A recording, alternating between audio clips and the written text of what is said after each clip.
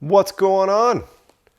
Today we're talking about how you can buy a house and own it with zero of your own money involved. Now, of course, I added the first part of that says buy, fix, hold because in reality, it is extremely rare to be able to buy a home and own it with none of your own money in it.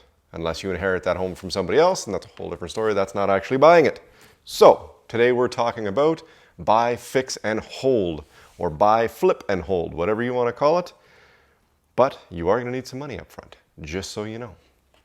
What we're doing today is, I'm sure you've heard many different times on your local DIY networks and your HGTV spectacular series of showing you how to flip a house in 30 minutes and make millions of dollars. This one, though, is buy, fix, hold, which means you're going to buy a property that needs work, fix the property completely up, and then remortgage and hold that property by taking out all the money you put into it and holding a 20% equity stake in the property. Let's illustrate that on this little whiteboard here. So, what we're looking for in this situation, in Edmonton specifically, North Edmonton, is your standard stucco, World War II, rundown, shabby, retirement kind of, people moved out, they lived in it forever, it's got nasty carpeting, it smells kind of funny. But it needs to have, this is a key factor here, it needs to have a full basement. No partial basements, no crawl spaces, no, well, yeah, it kind of is a basement, but really it's only a little room with a furnace in it. No, we need a full basement. And what we're gonna do here is we're gonna shoot to buy this property for around $250,000, which in this market it is possible. And what we'll be doing is we'll be choosing to add a second suite to the basement, with your own little cooking appliances, your own little everything. Completely legal secondary suite. We're gonna add this and we're gonna renovate the main floor so it's fully finished. Doing so, you should be able to do that for well under $100,000. And if you wanna know more about that, feel free to chat with me and I'll let you know more details about the whole breakdown of that, or maybe we'll break it down in another video, who knows? You'll find out, you have to wait and see, I guess. But once you are done, ideally you will be no more than $350,000 invested in that property.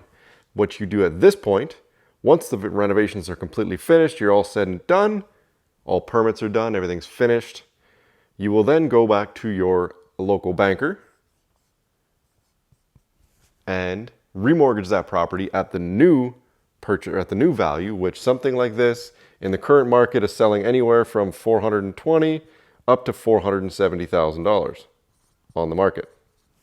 So your bank would then appraise this home, figure out its new value, and if you were to get this new home valued at $450,000, the bank would then give you a loan of 80% of that home's current value as a mortgage. So if that property evaluated at $450,000, 80% of that would give you $360,000 that they would mortgage. That means you would have a 20% value in this property. So that means you'd have 20% sitting in the property, which is almost $100,000 in this case. And you'd end up with a mortgage of $360,000, your purchase of $250,000. And if you spent $100,000, you'd get that all back completely, plus you'd be ahead by $10,000 to invest in your next property. Or what I would suggest is to use this $10,000 as your safety net in an account on this specific property. So that way if anything goes wrong, if any of your rentals don't quite pan out as well as you'd like, or if the tenants have any issues with toilets or furnaces or shingles or anything that you really don't want to deal with, you have your $10,000 safety float here to keep you protected on that property. And then you don't have to allocate anything towards the maintenance or services budgets in your calculations, and you will have a property that should easily cash flow, mortgaged at $360,000, with zero of your own money left in it. Now, if you want to find out more about this kind of stuff, you can feel free to reach out to me anytime. Always available to help.